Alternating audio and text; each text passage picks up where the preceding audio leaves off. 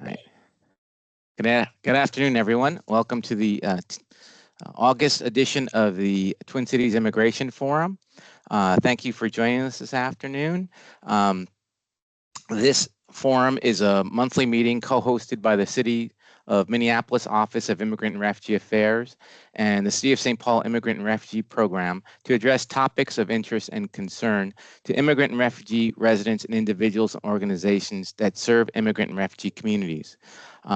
This monthly series originated in 2001 when the Biden administration came in and was a way for us to unpack federal immigration policies, programs, actions, and news. But it has expanded beyond immigration updates to include discussions on a variety of topics that impact Minnesota's immigrant and refugee communities, as well as government speakers and updates from both federal, state, and local government agencies. So with that, we'll jump into our agenda for today. We're going to have some city information and updates, including hiring at OIRA in Minneapolis, updates from other NCR community specialists on disabilities in Minneapolis.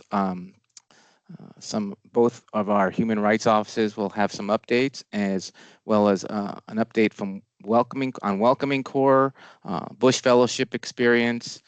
Then we'll get into some updates on Welcoming Week 2024, immigration updates and news, and additional community and government updates, including upcoming events and employment opportunities. And with that, I'll turn it over to Michelle to introduce herself. Hi, everybody. My name is Michelle Rivero. I'm the Director of the Office of Immigrant and Refugee Affairs for the City of Minneapolis. Really thrilled that you all are with us today. Again, this meeting is recorded. The recording is usually available a couple of days later on the Office of Immigrant and Refugee Affairs webpage, which I've put into the chat. Thank you, Edmundo, for walking us through the agenda. I think that I will jump right in, if that is okay, with our first item on the agenda, which is hiring within OIRA.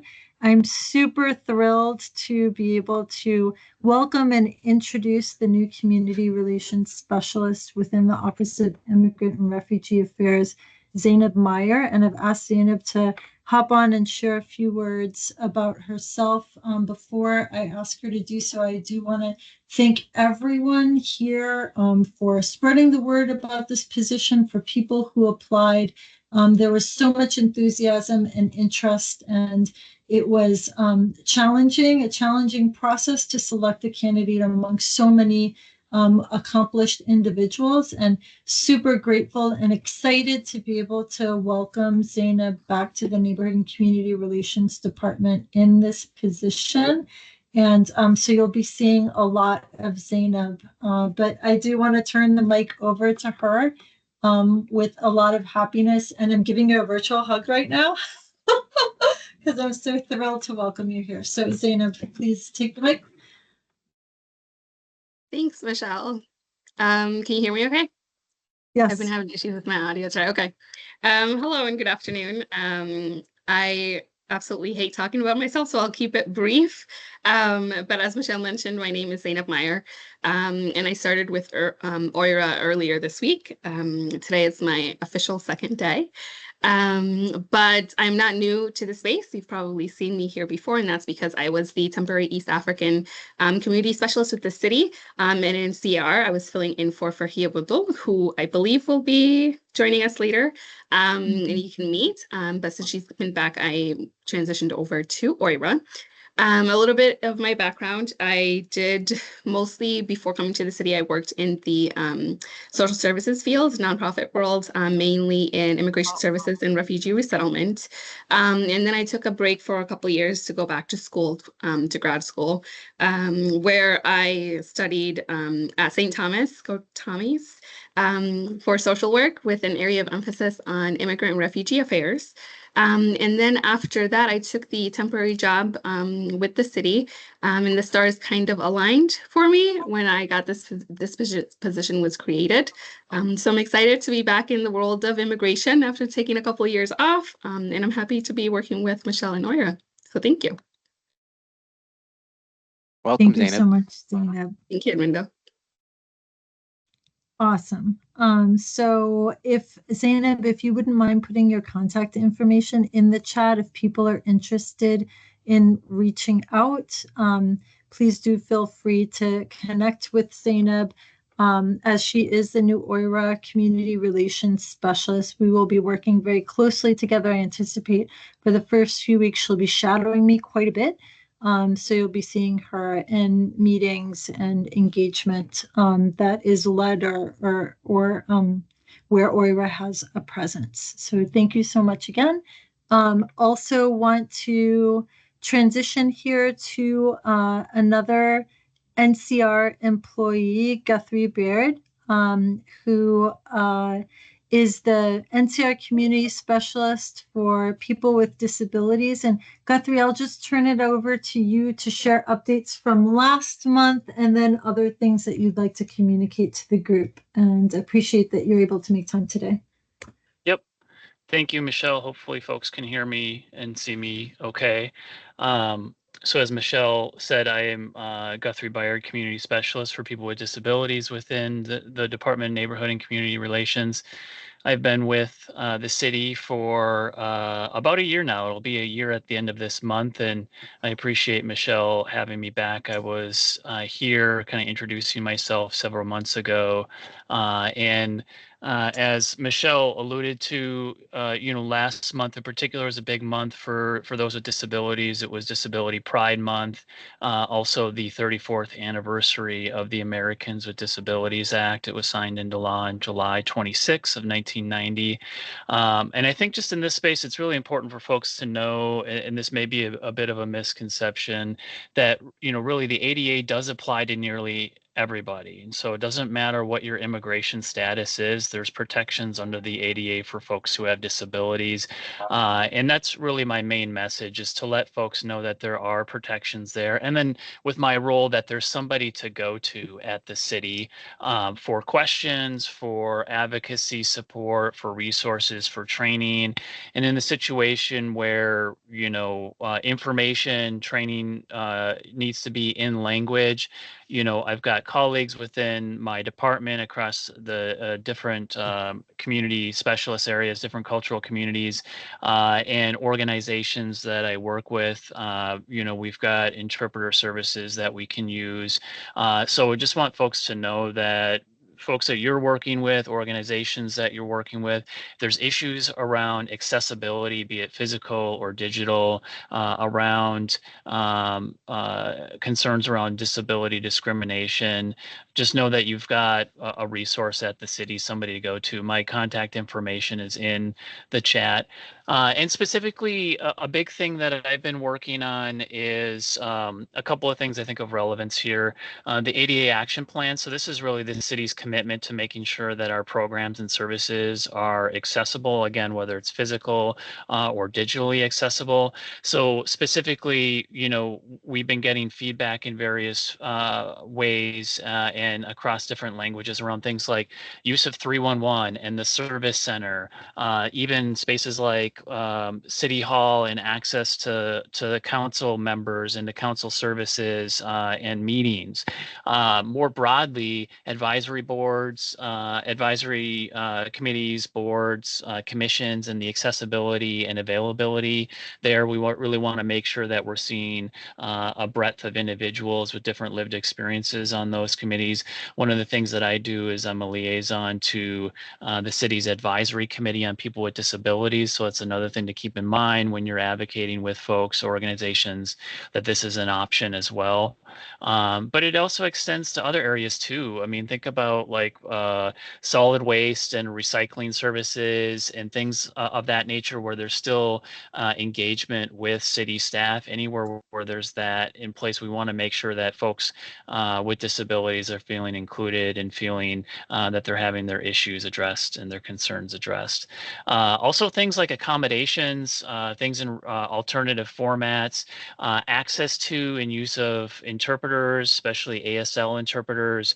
Even translation of materials is really important when we think about the plain language of the materials, regardless of the language that they're originally in. If there's more plain language, it's going to be easier for those documents to be translated, for the quality of those documents to be improved, which then makes it more likely that people are going to get the critical information, the necessary information from the city. We don't want folks to be confused about what the city can offer.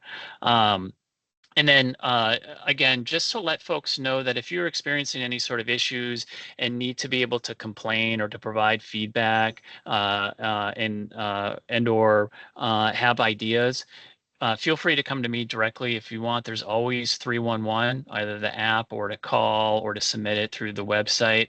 But just to know that you have that direct relationship at the city, I think is really important. And then the other thing, again, as I mentioned, we want to make sure that folks feel like they can get the necessary information if there's some confusion around disability services, access to advocacy support, what the ADA covers, doesn't cover, that I can be a resource. And again, I can work with my colleagues and other organizations, depending on the individuals, depending on the organizational needs and things like that. Essentially just want to make sure that people know that there's a face, there's a point of contact at the city for any of that. And then again, can't stress it enough regarding the ADA. Again, it's been around for 34 years. There's still a lot of misconceptions about where it applies, who it applies to. Just know that regardless of immigration status, there are protections under the ADA for those who are experiencing discrimination based on disability. So reach out if you have any questions, just have clarifying questions or comments or anything like that. I'm happy to be a resource. So thanks again, Michelle, for inviting me. I appreciate it. That's awesome. Thank you so much, Guthrie. Really appreciate the information you shared. If folks have any questions for Guthrie right now, or Zainab too, feel free to ask. Otherwise, Guthrie, if you don't mind putting your contact information in the chat so that people can reach out to you, that would be wonderful. And really appreciate that you shared this information with us today. I know we've got some folks from HR. And I'm sorry, I heard somebody speaking. So if there's a question, go for it.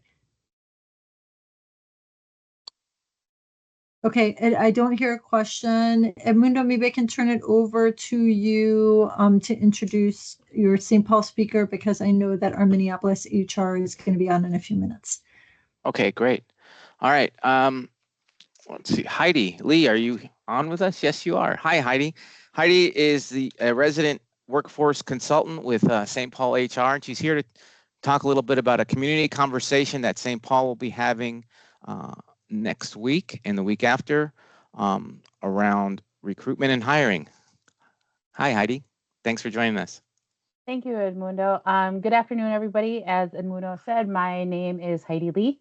My pronouns are she, her, hers, and I am thrilled to be here to give you just kind of an update of the things that within the Human Resources Department in St. Paul is doing. So one of the things when we think about hiring and just recruiting is how are we able to get more St. Paul residents to apply for positions within the workforce. And so in order to be able to really think about what changes need to be made, we really wanted to go out in the community. And so my colleague, Eden Leibenthal, and myself will be hosting 2 community conversations about recruiting. And this is geared towards St. Paul community members as well as workforce organizations within St. Paul. And just really asking what are some of the experiences that people have had throughout the different life cycles within, finding a career in the local government. And so we would ask, what are some of those barriers? And then really thinking about, is there other feedback that we can think about in order to reframe what does recruitment look like in the city of St. Paul, as opposed to really saying, here are the changes we're going to make, and not having the feedback from community members that have been most impacted by that. So really thinking about how do we focus on those that may not have accessibility, really thinking about those folks that may need additional support in completing an application, or even things that may create barriers for them. So for example, if a person does not have, may have some sort of anxiety, maybe different neurodiversity, and they may need additional time for interview questions. Those are things that we're looking at, right, to be able to kind of get that feedback from community members. And so we'll be hosting 2 events.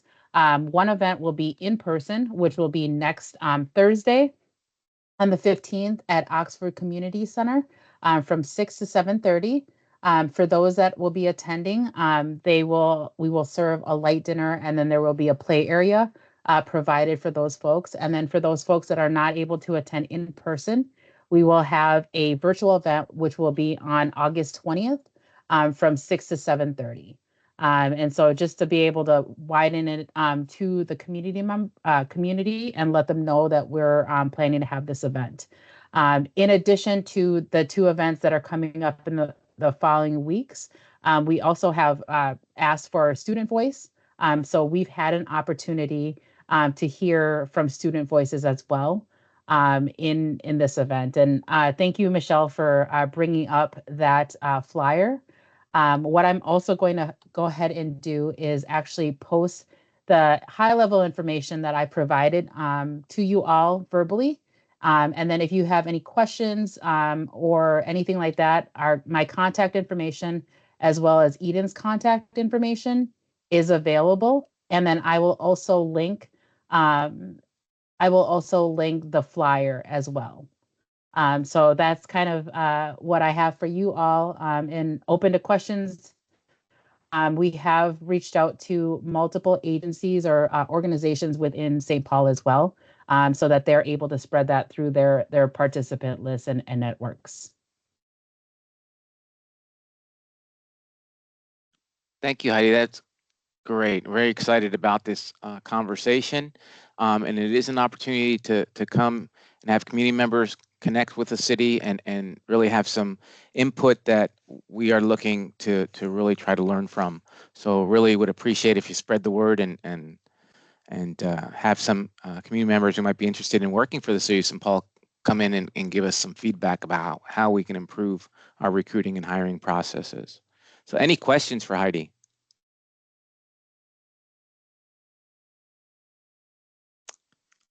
If not, we can turn it back to Michelle. Thank you all. Thank you, Super, Heidi. thanks. Thank you, Heidi. Appreciate it. And if Thank you. folks have questions, please feel free to reach out. Now turning back to Minneapolis, we have Dorothy Jackson, who is a recruiter with the City of Minneapolis Human Resources Department. Thank you so much, Dorothy, for being with us today. And I'll turn the mic over to you. Thank you so much for having me, Michelle. I really appreciate being here. I think I've attended one like a couple of months ago. I was promoting an event that we are doing in the Human Resources TA division.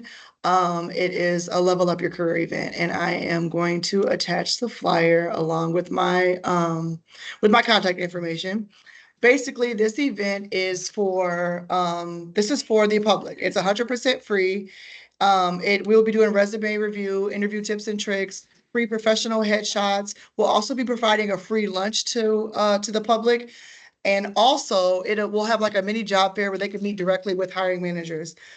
A lot of the times when I would go to these recruiting events, I would get the same, questions from people like, I've applied so many times. How do I get into the city? I don't understand the application process.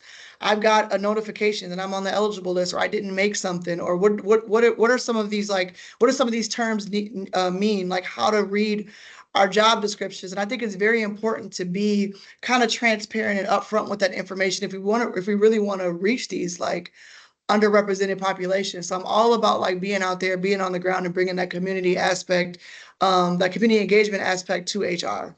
So I'm gonna attach the flyer so you all know. I also will send this to Michelle digitally to get it out to everyone within the network. I'm also gonna put my email address in because if you're interested in partnering or attending, we are looking for whatever help that we can get. It is HR. We'll all have all hands on deck, but I like to build relationships outside of our department. So I am just gonna pull the flyer up. And we will be partnering with the Career Force Center. So it would be South. So we do a lot of different work at the Career Force Center North and South. This one will be South. It's the second of a piloted event that we just recently did this on the north side like a couple of months ago, and it was a success as far as like a return on investment, but I wanted to get more people out there. So the more people know about it, the more people can come. So after, there are a lot of people like, oh man, how come I didn't know? So I'm just trying to attach the, sorry. I'm just trying to attach the file really quick so everyone can see. And if you want to email it to me, Dorothy, too, I will share my screen too so people can see it. And I just put the address of the Career Force Center South. It's 777 East Lake Street. For those who may be familiar, the city also does community hours on Wednesdays at that location, at that Career Force South location at 777 East Lake Street. So all of the information, thank you so much, Michelle. All the information is on the flyer. It will be located there in the time. We can get it, we can advertise as early as now. Let me know if you have any trouble accessing the link, Michelle. And if anybody has any ideas, we'll make sure that we'll get some interpreters there. There will be computers there at the Workforce Center where people can apply for jobs right then and there. And then having the hiring managers there, they can kind of meet with who the actual job seekers. A lot of the times they just get names from a list from a computer. They're not able to really connect and meet with people until after the fact. So I'm trying to, the series is called Bridges because I'm kind of trying to bridge that gap between like hiring managers and all this, the talent that I see from our residents that live within the city. So I'll put my email address in.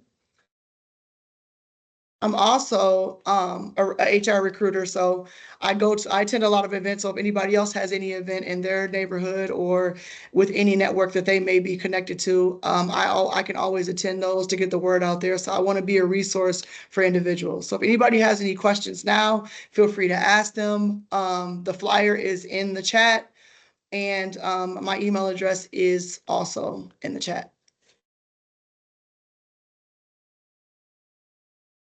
Thank you, Michelle.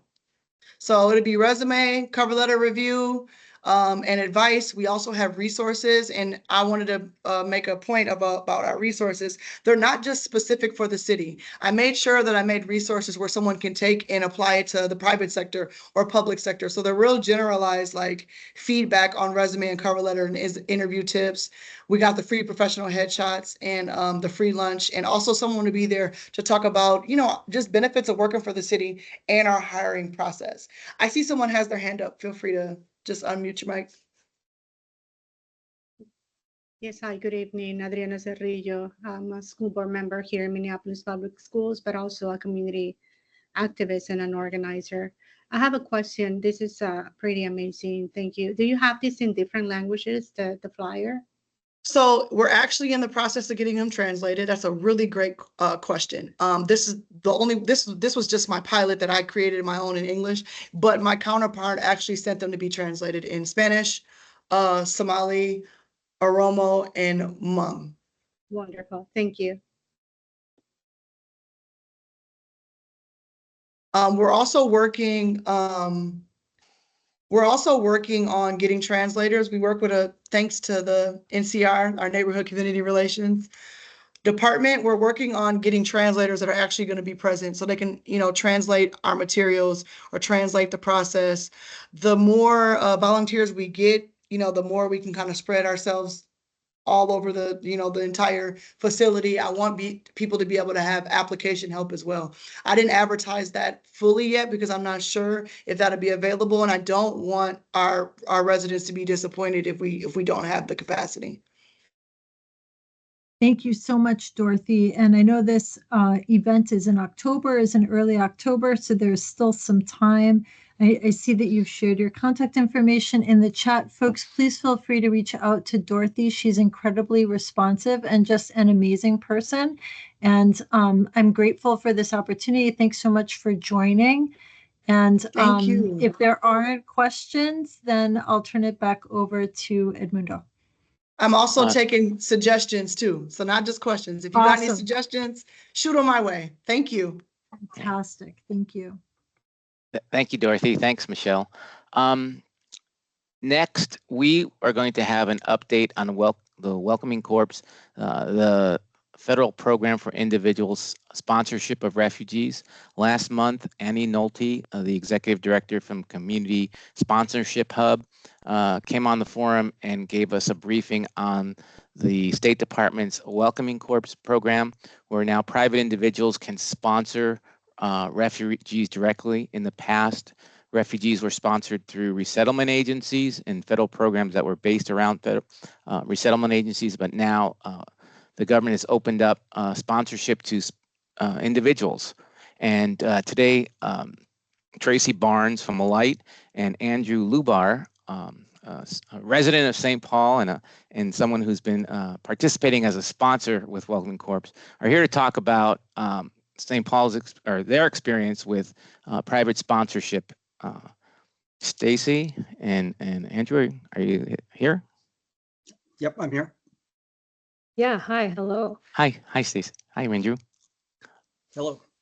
Yeah, why don't you introduce yourselves and tell us how the sponsorship program has been going, and Alight's participation, and Andrew, then your experience would be great. Sure. So maybe I'll start. So I am Stacy Barnes. I work with Alight. I am part of the global team. I am a designer, a human-centered designer, innovator, and insight person. I have been working really deeply with the US team, which is very new, for a year and a half now. And the US team, a lot of their work is to support different private sponsor groups in the state of Minnesota and nationally. And Andrew is a part of a private sponsor group. So we thought we would just do a little Q&A here today so people can get a sense of what it's like to be a sponsor and how that journey has been for Andrew. Andrew, before I go into some of the questions, do you want to just introduce yourself and where you live in the Twin Cities? Sure. Andrew Lubar. I am a St. Paul resident, retired a year ago, and been living in St. Paul for I think about 32 years now. And I've been involved in Welcome Corps through Alight. Well, a year ago, I attended an info session with Alight and then joined a team of sponsors in December.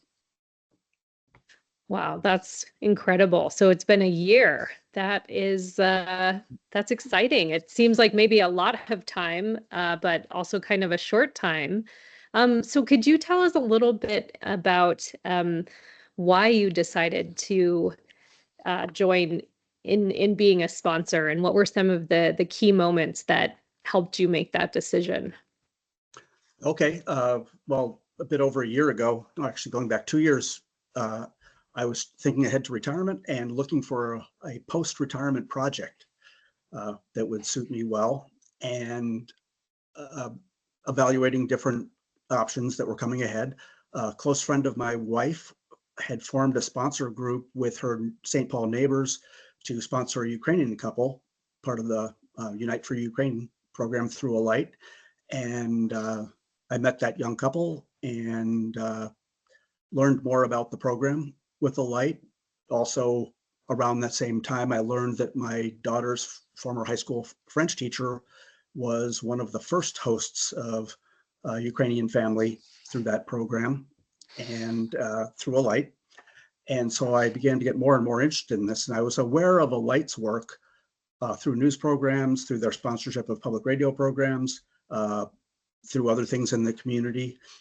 So that led me to the month after I retired last August to attend an info session with Alight and learn more about being a sponsor. I didn't have a group of friends or neighbors or coworkers that wanted to do this, so I was looking to have Alight find a group for me and put a group together, and that they did with other people that had attended info sessions and were looking for others to join with, and finally brought us together in December of last year to meet face to face at an Alight office. Wow, that's pretty incredible. So has anything been really easier than you thought it would be about this experience? Well, I would say the thing that scared us the most getting into it as sponsors was fundraising. And we put together a budget for what we felt it would take to support 2 refugees for 3 to 5 months. And the number looked daunting to us, and we didn't know how we were going to raise that money. But with assurances and guidance from Alight, and that we could do this, that it really wasn't as challenging as it looked, we embarked on it. And actually, it turned out to be easier than we expected. And we networked, we got word out, and some of our sponsor group members were just very, very effective at fundraising and had good connections. So that turned out to be easier. I think the refugees that we were matched to have been incredibly pleasant and haven't had a lot of challenges.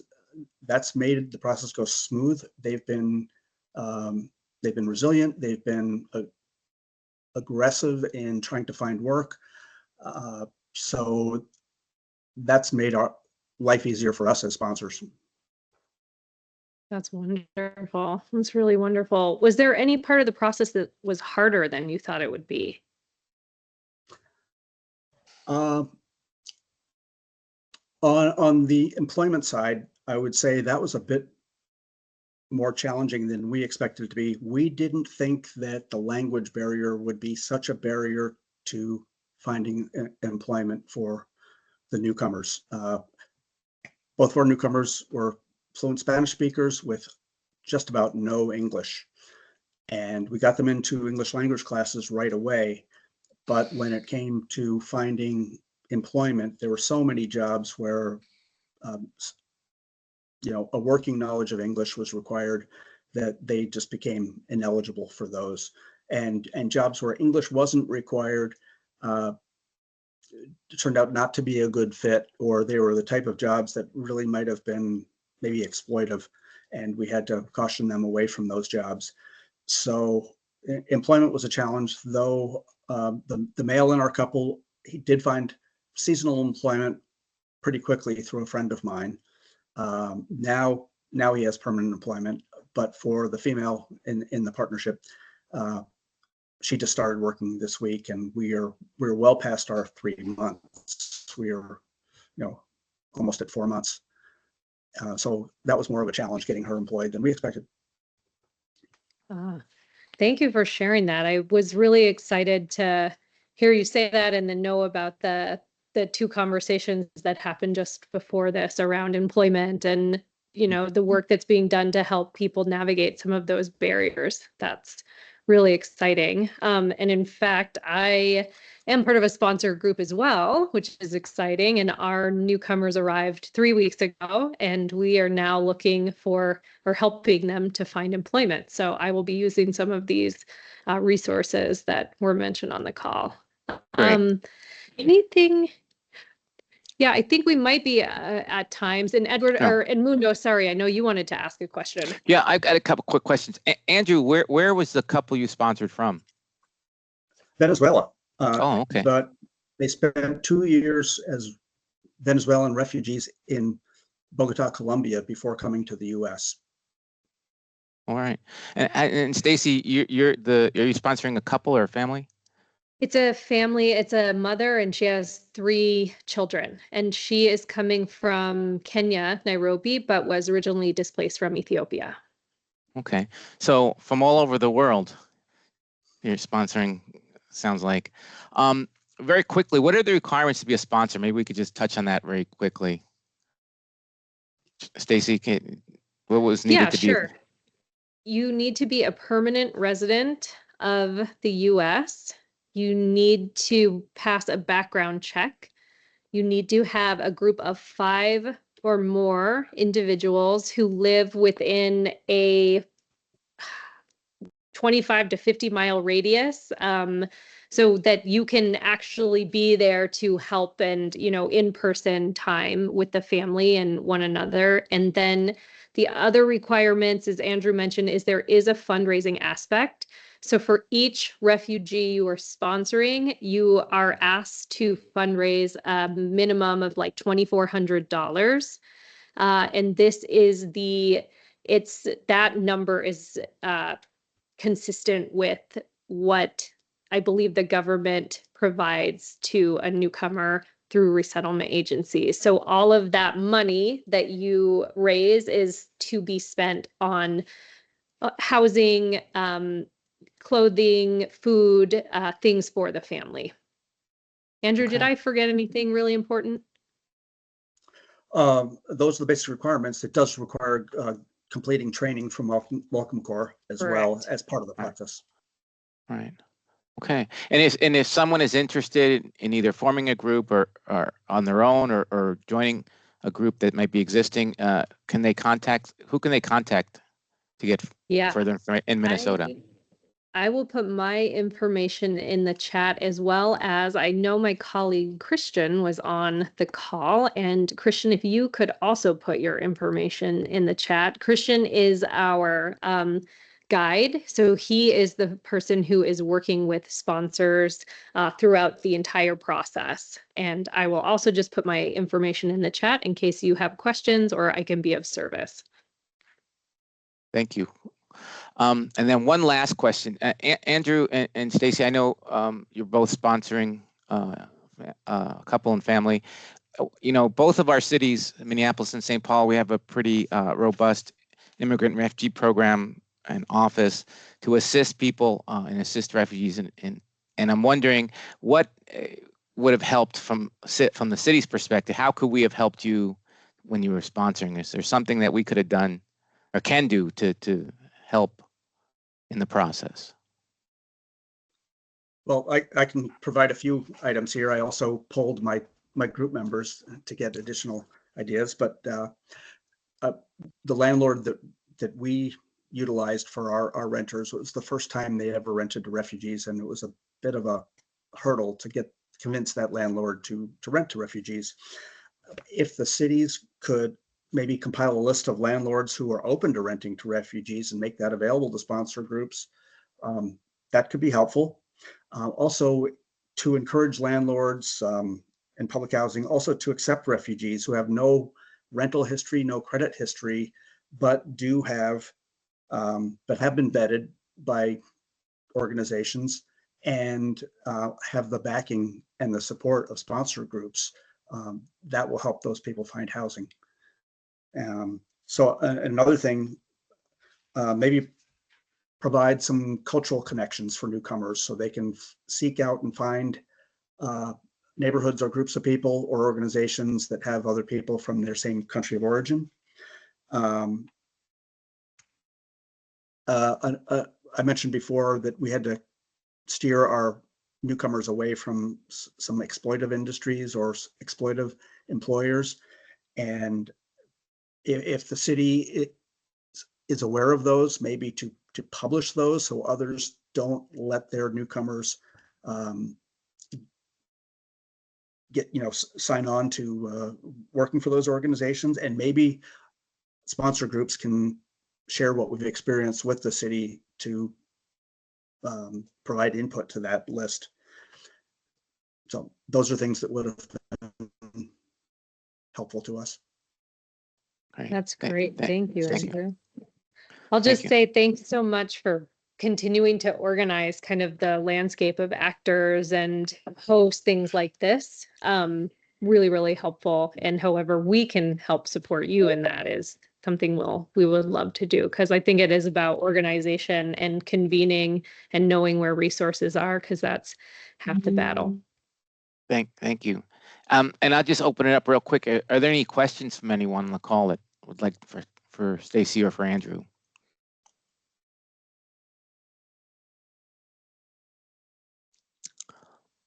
If not, Stacy and Andrew, thank you so much for joining us today. Really appreciate you coming on and giving us an update on sponsorship program.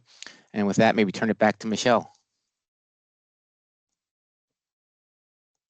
That was wonderful. Thank you so much, Stacy and Andrew, for sharing all of that information. Encourage people to reach out to learn more about Welcome Corps. And as we in cities can be supportive and making connections, happy to do that. And the next topic that we'll touch on briefly is a Bush Fellowship. We're hoping to have Farhia Badul, who has returned as the East African Community Specialist within NCR, to join us today and talk a little bit about her experience as a Bush Fellow. Unfortunately, she had a conflict and was not able to join today. So hopefully we'll be able to welcome her at a future Twin Cities Immigration Forum. But we want to make sure that we're sharing information about the Bush Fellowship so as to ensure that people are aware of this wonderful, important funding opportunity in developing leadership in our communities. So I'm just going to pull up a little bit of information and bear with me as I find the right. Here we go. So up to 30 Bush Fellows are selected each year. They receive up to $150,000 over 2 years to grow their capacity, their knowledge, and their network to lead. And I'm pulling this information directly from the Bush Foundation website. Fellows come from all sectors, including business, nonprofit, and government. And a real focus is that fellows have a vision for radical change that they see is needed in and informed by their community. So there's a great deal of information on the Bush Foundation webpage regarding the fellowship program, how to apply. There are informational videos. And one thing that I found is that people who are former Bush Fellows are so ready to share information about their experience with others. And it does feel like part of the objective of the Bush Fellowship, where people come together and collaborate throughout their fellowship time. So invite people to learn more. I know that we have a number of Bush Fellows who are employed in city government. And so Edmundo and I were just talking before today's meeting about maybe trying to put together a group of Bush Fellows who are city employees to join and share their experiences. But in the meanwhile, invite people to learn more about the fellowship application process. I believe the application period is open now for 2025 Bush Fellows. We have a couple here within the Neighborhood and Community Relations Department, including most recently Farhia Badul, our East African Community Specialist. And while I'm not in a position to answer questions about this fellowship opportunity, really invite people to reach out and learn more, because it is such a wonderful opportunity to develop local leaders here with great funding. So thanks for taking the time to review that. And I think that I will kind of move to the next topic of Welcoming Week 2024. Forgive me that I can't remember if we mentioned this at last month's Twin Cities Immigration Forum, but I have more details to share today. Welcoming Week was first celebrated in 2012, led by the organization Welcoming America. Welcoming America supports communities across the country in hosting annual campaigns. They're usually around Citizenship Day or Constitution Day, which is September 17th. And the campaigns are focused on celebrating and uplifting community diversity and the values of welcoming and inclusion for all, including immigrants. So during this week, this year, September 13th to 22nd, communities are encouraged and supported to host events to bring people together, to celebrate, to learn about each other, and foster a sense of belonging for residents. So I'll share some information from Welcoming America about Welcoming Week in the chat. The theme for 2024 is We're All In. The Welcoming America website has a lot of information to help generate ideas and communications. As I said, for this year, Welcoming Week is from September 13th to 22nd. And we are already in the planning phases here in the city of Minneapolis. As I said, the timing aligns with Constitution Day and Citizenship Day on September 17th. So often events that we have hosted, including in collaboration with the city of St. Paul, have focused on the benefits of obtaining citizenship and helping people learn more about the citizenship application process. You know, Edmundo and I are working on planning citizenship clinics, bookending the week with the citizenship clinic in St. Paul and one in Minneapolis as well. So more information to come there. And I also want to share that we are hosting, well, City of Minneapolis has been hosting weekly meetings to plan. So the meetings are Wednesdays at 10:30. If you have Welcoming Week activities in progress, if you're interested in learning more about some of the activities that we are planning or would like to collaborate or discuss the possibility of collaborating on Welcoming Week activities, please do reach out. Again, our planning meetings are Wednesdays at 10:30, and I will put my contact information as well as Zainab's contact information here at OIRA to be added to planning meetings for Welcoming Week 2024. So I'll stop talking and put some stuff into the chat right now. Invite people to, if you have questions right now, please feel free to ask them. We've been very grateful for the collaboration of some of you in years past. We've had some really big splashy in-person events, have had some virtual events, some events that are more closely focused on a specific issue or topic.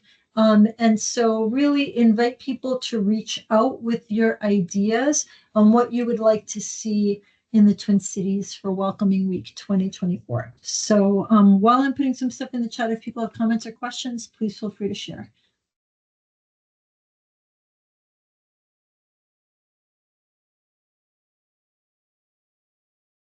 Thank you, Michelle. And as Michelle mentioned, we're working on doing some naturalization clinics. Also in the works are possible swearing-in ceremonies that we may have.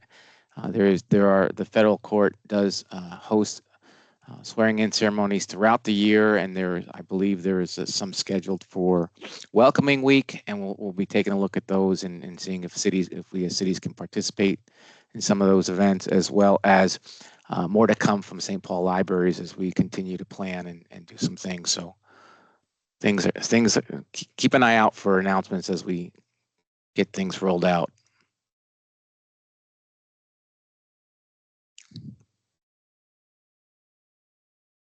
So, Edmundo, I'm going to keep going. If there aren't questions, I think that our next topic is government and community updates. So if folks have updates that you'd like to share, things that you are leading or are aware of that are happening in community, please feel free to either put it in the chat or raise your hand or just shout it out. Want to make sure that if you've got something going on that you'd like to share with this group, or, you know, we are recording, so an even broader group, feel free to share your update right now. I have a few things that I want to share, but also want to make sure to give time to folks on today's meeting if there are updates that you'd like to share. So please feel free to plug it in the chat or raise your hand or just take the mic and share the update that you may want to communicate to the group.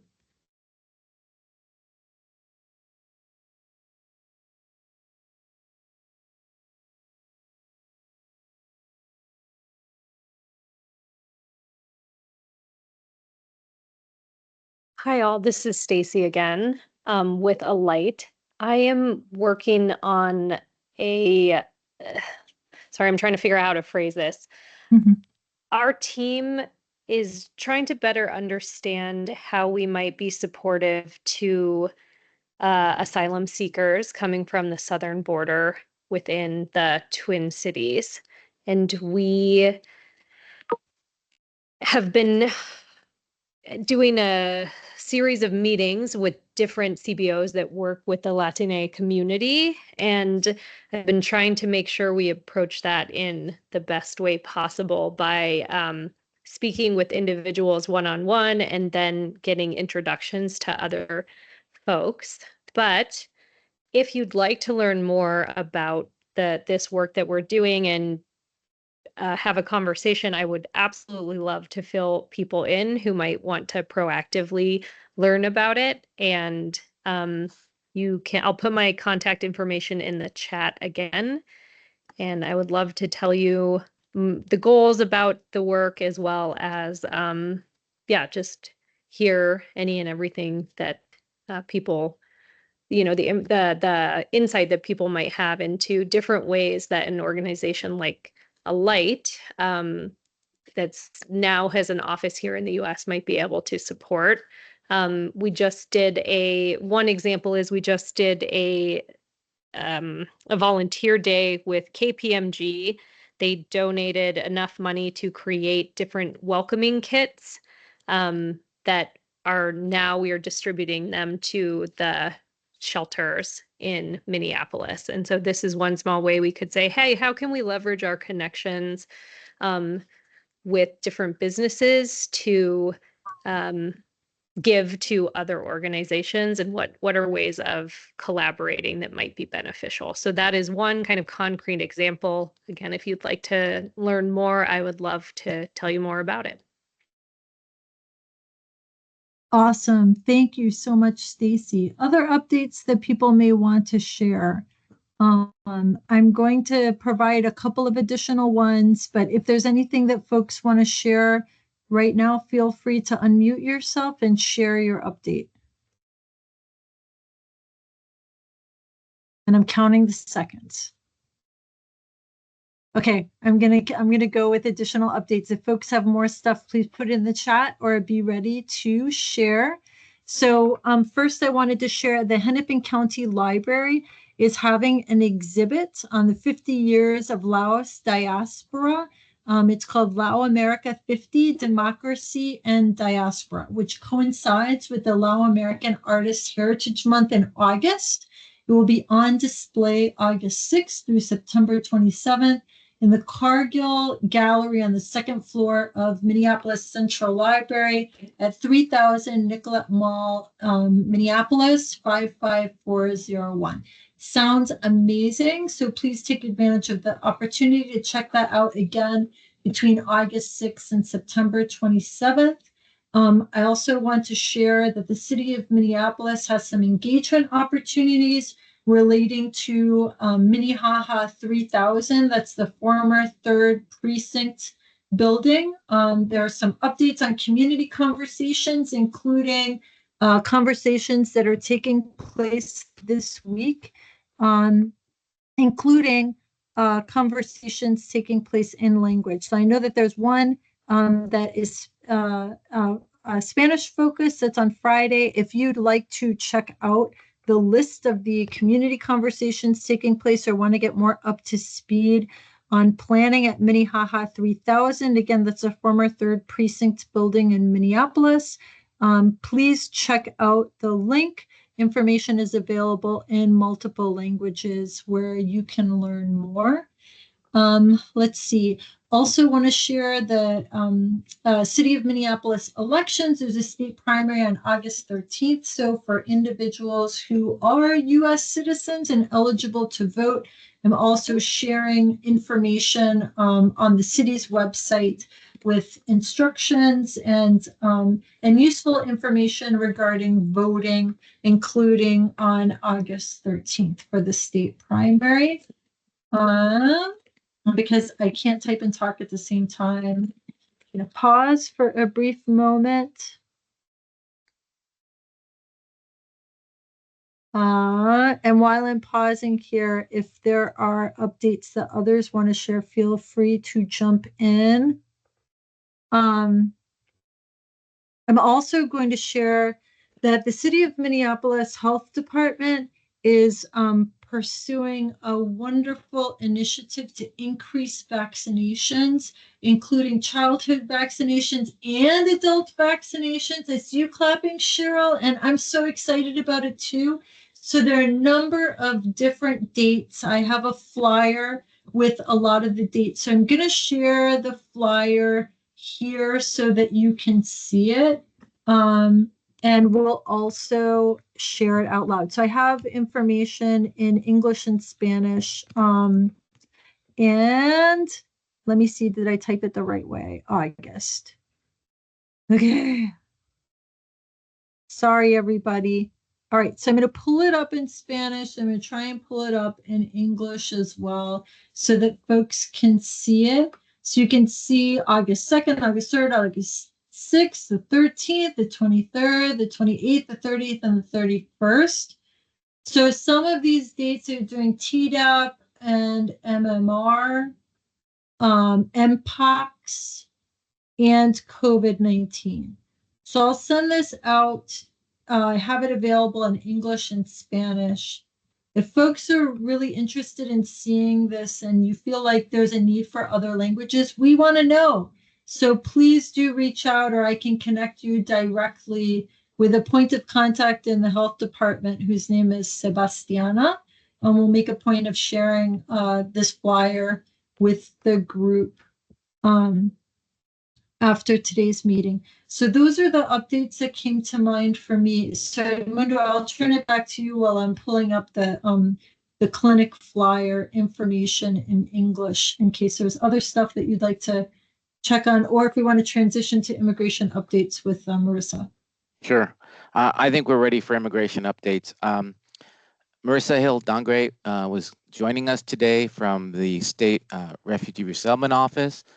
Give us some updates on a couple of developments, immigration developments. Marissa, are you on?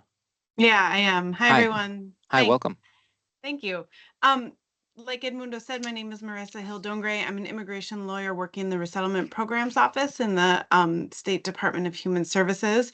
And I'm just going to give a couple of updates on topics and programs that people may have heard about in the news, just to provide a little bit more context. So I'll talk about them first, and then I'll put some resources into the chat because I also can't type and talk and think at the same time. I always like to say I can do 2 of the 3, but not all 3 at once. So the first thing that I just wanted to highlight, people may have seen some stories in the news this week about a pause to the special parole program for people from Cuba, Haiti, Nicaragua, and Venezuela, or often called the CHNV parole program for short.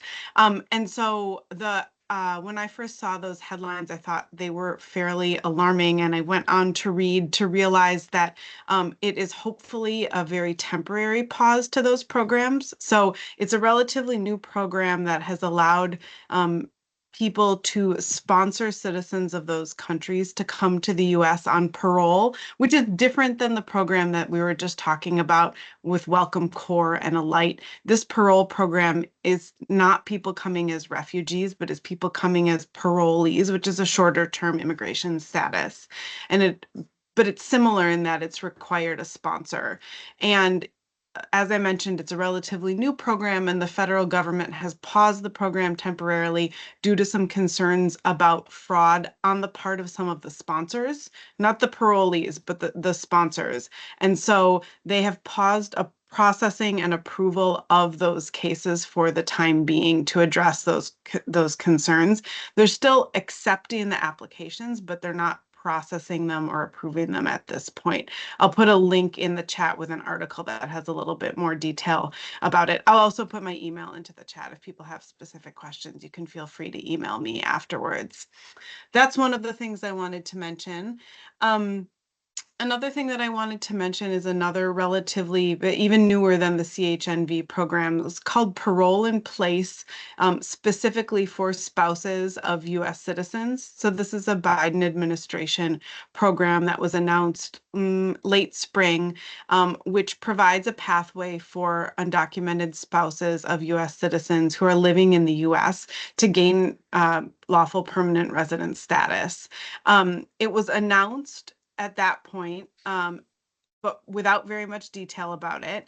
And then earlier in the summer, the federal government released a little bit more detail about it. And the applications actually open up and the application materials become available on Monday, August 19th. And so I wanted to provide some information about what that process is, what the requirements are, and sort of what to watch out for. It's always tricky when a new program is announced before the application process actually opens, because people get excited about the program and other people take advantage of that excitement and oftentimes will charge people money for application processes that, you know, to help with processes that aren't even open or available yet. So I'm going to put a link in the chat with some general information about it. And then I also wanted to flag that Mid-Minnesota Legal Aid did a Facebook Live and YouTube event about that program today from noon to 1. And I'll put the recording of that presentation, which I wasn't able to watch, but I believe was conducted in English and Spanish. I'll put the link to that presentation in the chat. And then Mid-Minnesota Legal Aid is doing another event next week on the 15th at Waite House. Someone just put it in there. Thank you. Like a Know Your Rights clinic specifically on the topics of asylum and work authorization for asylum applicants. I have that flyer that I can put in the chat too. So that's another great event that is happening that really is talking to specific questions that are really common right now. So those were the updates I wanted to give. I'll get started putting the information in the chat. If people had questions and there's time, I'm happy to take them now. Otherwise, like I said, I'll put my email and people can reach out to me separately if they'd like to. Thanks, Marissa. Appreciate you coming on and giving us these updates. Any questions on either of the updates that Marissa gave us? If not, I've got a couple additional updates. No questions? Okay. Also like to update folks that TPS, there's been an extension of the designation of Somalia for TPS. Thanks, Marissa, for jumping on. Appreciate you coming on. TPS for Somalia has been extended on July 19th. The USCIS announced the extension of the designation of Somalia for TPS for 18 months, effective September 18th, and it runs through March 17th of 2026. The redesignation period for registration for those with existing TPS, I believe, is from July 22nd through March 17th. I'm sorry, the redesignation period is from July 22nd through September 20th, 2024. And the registration period for new folks who are able to apply is July 22nd, 2024 through March 17th, 2026. And I will put a link to that, to a page, USCIS page on the redesignation in the chat if people would like more information. Also, give me a second, we'll put that in the chat. Also, Marissa talked about the Family Unity Parole in Place program. We have a link for that program with some information from the USCIS, which we will also put in the chat as well. And with that, I'll turn it back to Michelle for the next update. Yep. So also, you know, the Department of Human Services at state, I know, Marissa, you were just talking, and this is your realm too, but just wanted to share there are some incredible additional resources that have been put out from the Department of Human Resources, including a new welcome guide for newcomers that has basic information on a variety of different topics. And I assure you, once you take a look at this, you'll want to print it out and hand it to everyone you work with. Topics including food, shelter, legal assistance, how to avoid immigration fraud, and more. You can click on the links below to see the guides in English and Spanish. I know that translations are coming up in other languages. And Marissa, I see your hand raised, so I'm going to turn it back over to you. I don't know if this is what you were going to talk about or something else, but go for it. And I just wanted to respond and thank you for helping to circulate those resources. I just wanted to follow up by saying that I've gotten some questions from people about sort of how broadly to share those resources, like whether they're to be kept close or whether they're to be spread widely. Spread widely, please. We want, as many people using them as possible. And also just want to say that we hope and expect that these documents will grow and change with time, and will rely on all of you using them and spotting things that could be done better, and then reaching out to us to let us know to improve those documents. So you can feel free to reach out to me if you see things that are, hopefully not, but if you see things that are glaringly wrong, but also if you see places where additional information would be helpful. We're really eager to make these documents really relevant and useful. So please don't hesitate to reach out. Yeah, awesome. Thank Thank you. you.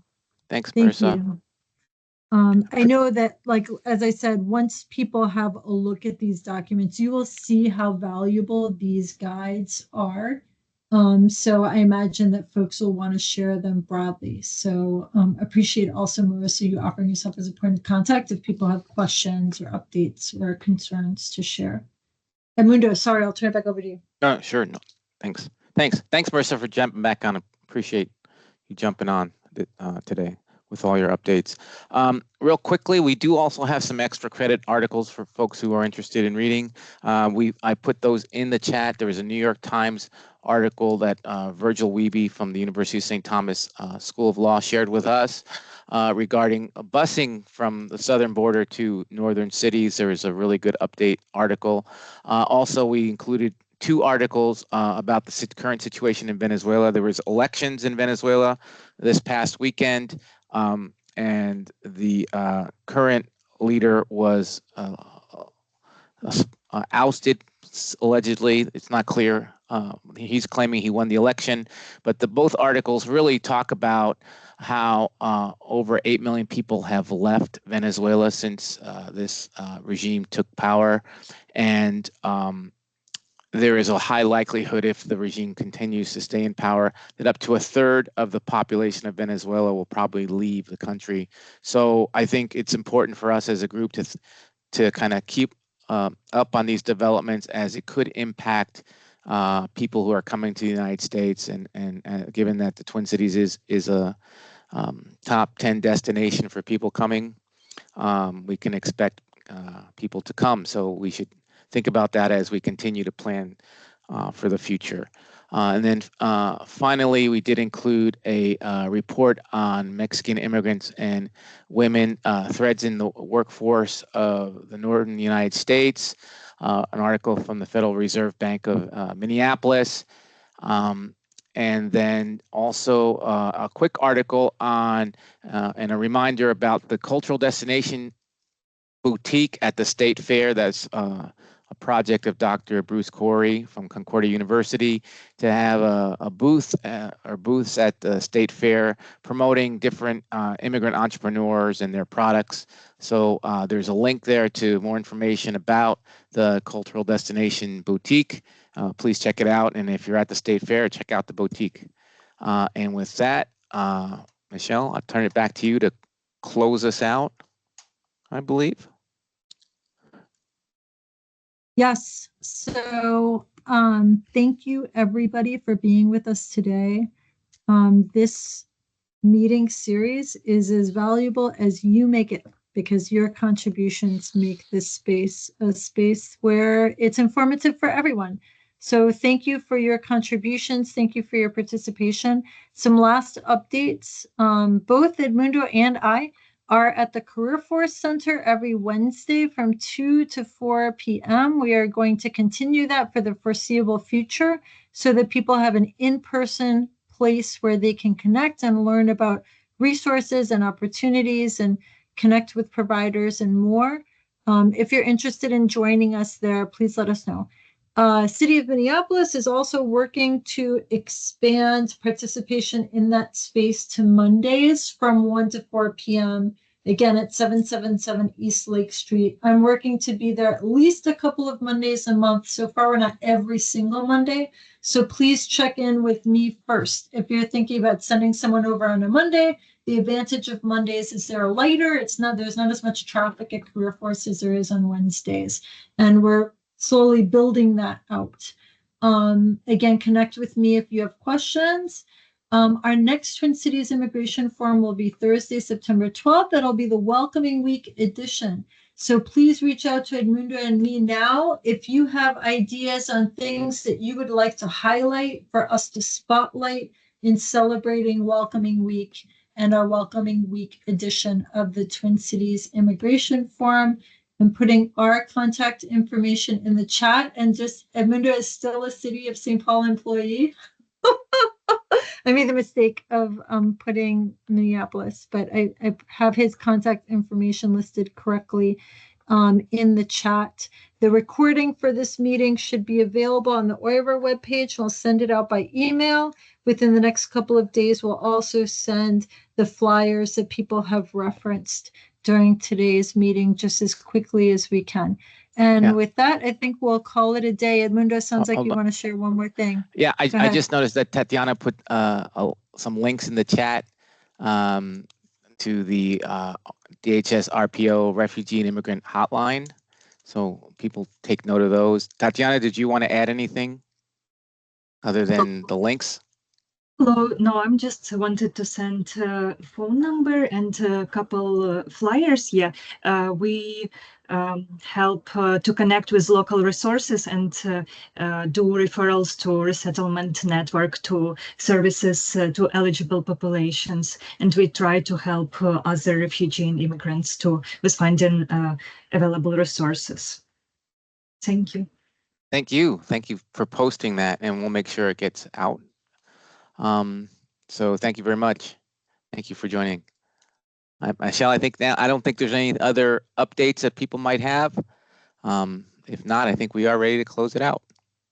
All right, sounds good. Thank you so much, everybody, for being with us today. If there's something that we omitted, please reach out to us. Hope you have a wonderful evening and look forward to remaining in touch and seeing you in community. Thank you. Take care. Thanks, everybody. Thank you.